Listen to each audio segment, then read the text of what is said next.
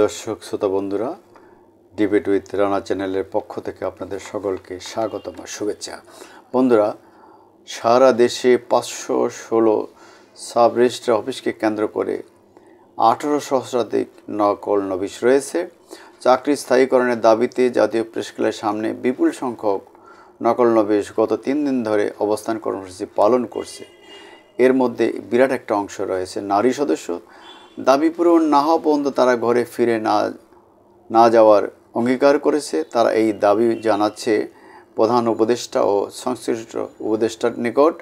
তারা নকল নবিশদের দীর্ঘদিনের যাতনা, বঞ্চনা, দুরবস্থার কথা তুলে ধরে তারা তাদের প্রতি সদয় হওয়ার জন্য এই আহ্বান জানান।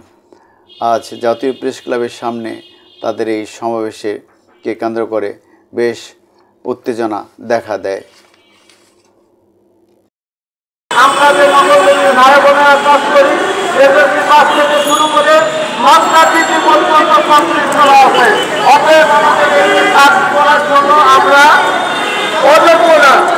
দেখেন, মাননীয় প্রধান উপদেষ্টা, বিশেষ উপদেষ্টা, আপনাদের কি পরিবার পরিজন নাই?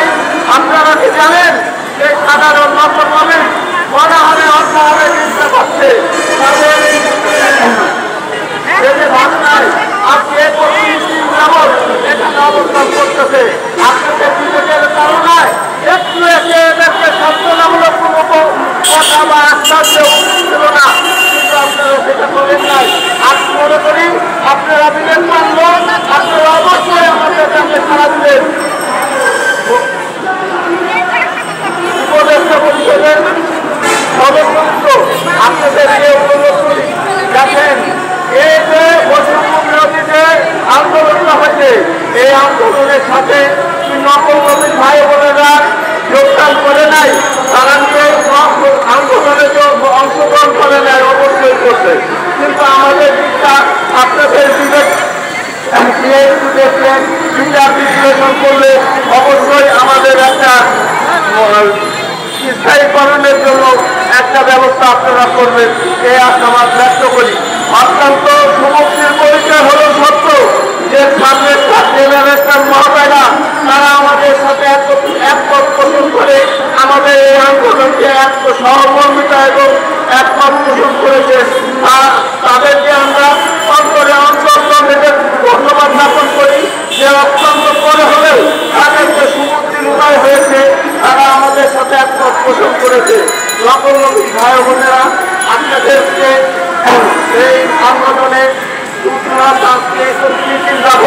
আমরা এই আন্দোলনে এখানে অবস্থান করছি। আমাদের অনেক কষ্ট হচ্ছে, কষ্ট সত্ত্বেও অনেক নেতৃবৃন্দ আমাদেরকে বলে যে ছুটি আসতেছে, ছুটির বাতাস বইতেছে। আরে ভাই, আসিতেছে ছুটির জেলায় জেলায় ঘুরিয়া গিয়ে ছুটিতে হচ্ছে, কিন্তু আমাদের